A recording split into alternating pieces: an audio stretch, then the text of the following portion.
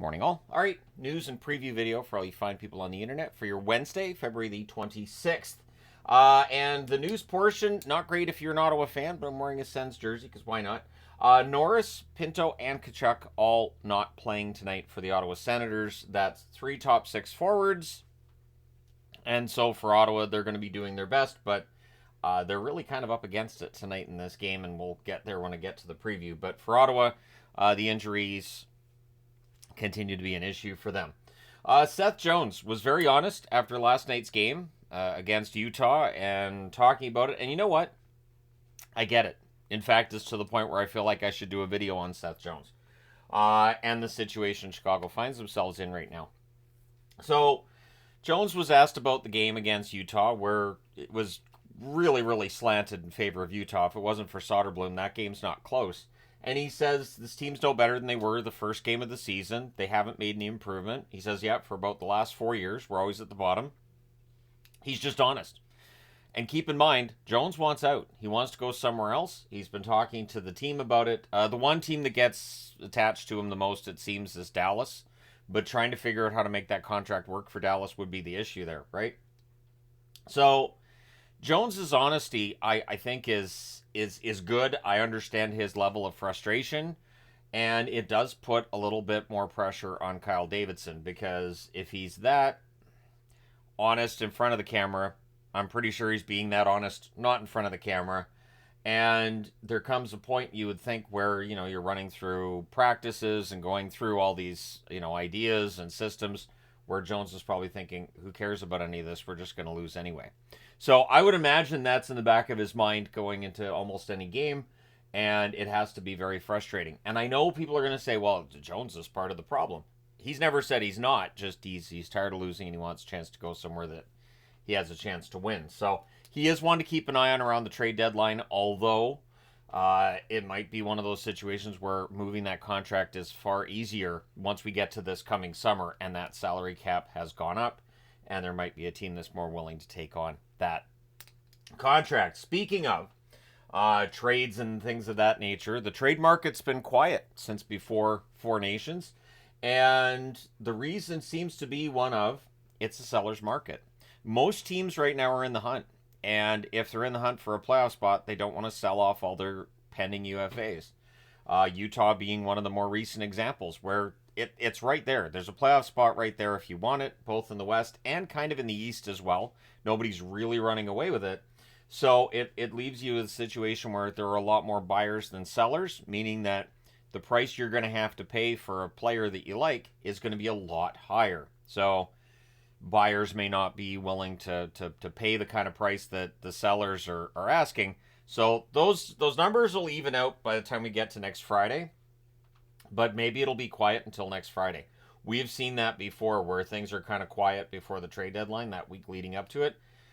And then it's just crazy on the Friday. So we'll see. But the trade market, it's more, there's a bunch of teams trying to buy, and there's very few teams that are actually selling at this point. Pierre LeBrun reports that Jake Evans is not close to an extension with Montreal. He believes that there's more likelihood that Evans gets traded than kept by Montreal. And the sticking point being they might want something more than just like a mid-round pick. They may not be interested in that. And so the speculation he throws out there is, if you include Armia with Evans in a trade, you might be able to get a better return. Armia's on an expiring contract as well.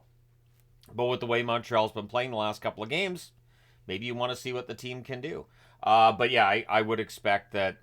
I think Armia goes, and if Evans goes, it is tricky though, right? Because Evans is wanting to get paid based on the fact he's having a great season. But if you're Montreal, you have to keep in the back of your mind, this has been a great season for Evans, but is he going to be able to keep this up year after year? And do you pay him for that one really good year, or do you want to keep him in that $2 million range? I would expect is where they're trying to keep him, and he might be looking to double that. So we'll see what ends up happening, but at this point, it looks like Evans is not close to an extension with the Montreal Canadiens. Yanni Gourde. So he, of course, has an expiring contract as well. He's aiming for a March 4th return, which would be 3 days before the trade deadline, which makes some sense. You want to show teams that you're healthy and you're able to go. That makes it easier for Seattle to make the trade, and makes it easier for you to go to a team where you have a chance to maybe win something. So we'll see what Seattle does, but based on last night's 7-2 loss, absolutely brutal loss that they took against St. Louis, I'm going to go out on a limb and say they're not going to be buyers, and that we will see pending UFAs get moved. Tanev being one that's of interest, but Gord's definitely of interest as well. And for Seattle, it's been kind of a tough year. All right, getting into the preview portion of things here. There are 3 games tonight in the NHL because it's Wednesday. I think there's 12 again tomorrow. I know there's a bunch of games again on Thursday.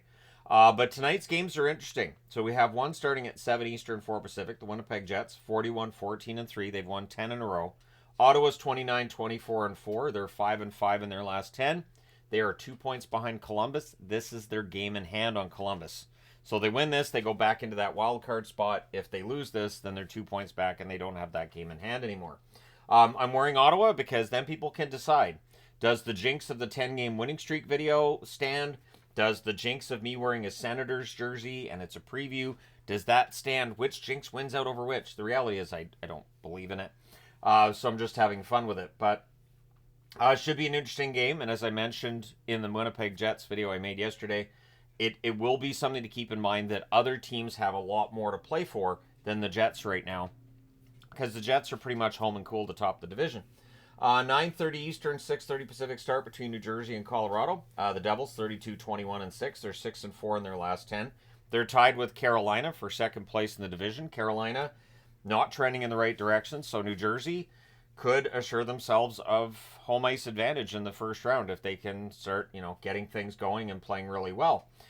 For New Jersey as well, with Siegenthaler out, he's going to be evaluated in 2 to 3 weeks. But of course, that's after the trade deadline. So for the New Jersey Devils, apparently they're looking for offense. This is where Tom Fitzgerald's looking for things, meaning that Casey or Nemitz ends up getting a pretty regular spot in the lineup. I like Seamus Casey. I'd like to see him get a real shot at that job.